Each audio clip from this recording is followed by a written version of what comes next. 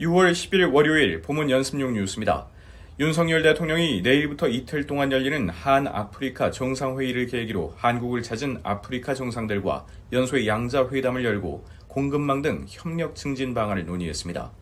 윤 대통령은 오늘 오전부터 오후까지 30분 간격으로 레소토를 시작으로 코트디부아르 등 아프리카 10개국 정상과 양자회담을 이어갔다고 대통령실이 밝혔습니다.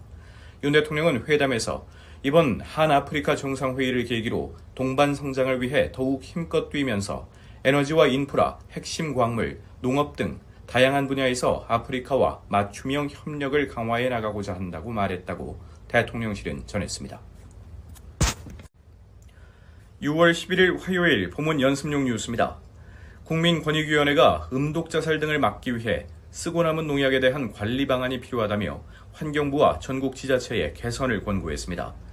권익위는 작년 기준 전국 228개 지자체 중 37.7%에 불과한 86개만이 폐농약을 수거해 처리하고 있고 이 중 22곳은 홍보가 부족해 처리 실적이 아예 없는 실정이라며 각 지자체는 폐농약 처리 조례를 정비해 홍보를 강화하고 환경부는 처리 대책 활성화를 지원하라고 공고했습니다.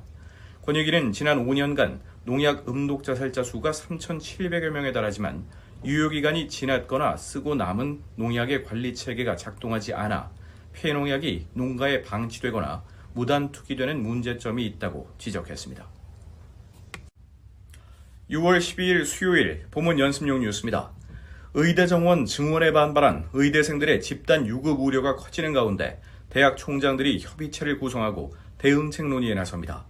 교육계에 따르면 의대 증원 규모가 큰 국립대 9곳과 사립대 14곳 등 20여 개 대학의 총장들이 내일 오후 4시 온라인 화상회의를 열고 의대생 복귀 방안을 논의합니다. 이들은 첫 회의를 시작으로 의대를 운영하는 40개 대학 총장이 모두 참여하도록 협의체 규모를 확대한다는 계획입니다.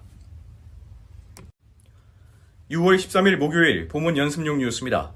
사기 사건 피의자로부터 돈을 받은 혐의로 서울 금천경찰서 소속 형사팀장이 수사를 받고 있습니다. 경기 남부경찰청 형사기동대에 따르면 해당 팀장은 80억 원대 투자 리딩방 사기 사건에서 자금 세탁책 역할을 한 30대 여성으로부터 100만 원가량을 받은 혐의를 받고 있습니다. 경기 남부경찰청은 이 여성의 휴대전화를 압수수색해 분석하는 과정에서 두 사람이 돈을 주고받은 내용을 확인했다고 밝혔습니다.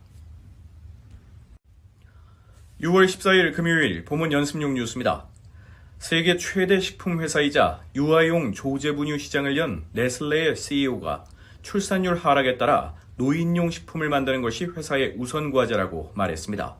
파이낸셜 타임스 보도에 따르면 마크 슈나이더 네슬레 CEO는 전 세계적으로 출산율이 낮아지고 향후 50세 이상의 연령층이 크게 증가할 것이라고 말했습니다.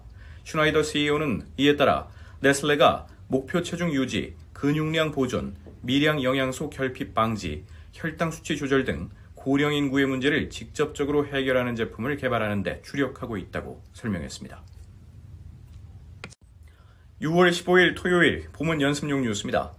올해 1분기 자산순위 상위 20개 저축은행의 부동산 프로젝트 파이낸싱 연체율이 11%대로 치솟았습니다. 저축은행 경영공시에 따르면 자산순위 상위 20개 저축은행의 1분기 부동산 PF 연체율은 11.05%로 지난해 1분기 4.4%보다 6.65%포인트 상승했습니다.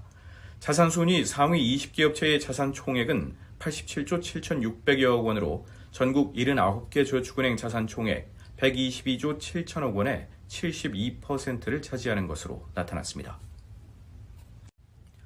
6월 16일 일요일 보문 연습용 뉴스입니다. 원자력안전위원회는 지난 4월 21일부터 정기검사를 한 전남 영광 한빛 4호기 원전의 재가동을 허용했다고 밝혔습니다. 원안위는 정기검사 항목 92개 중 임계 전까지 수행해야 할 82개 항목을 검사한 결과 임계가 안전하게 이루어질 수 있음을 확인했다고 설명했습니다.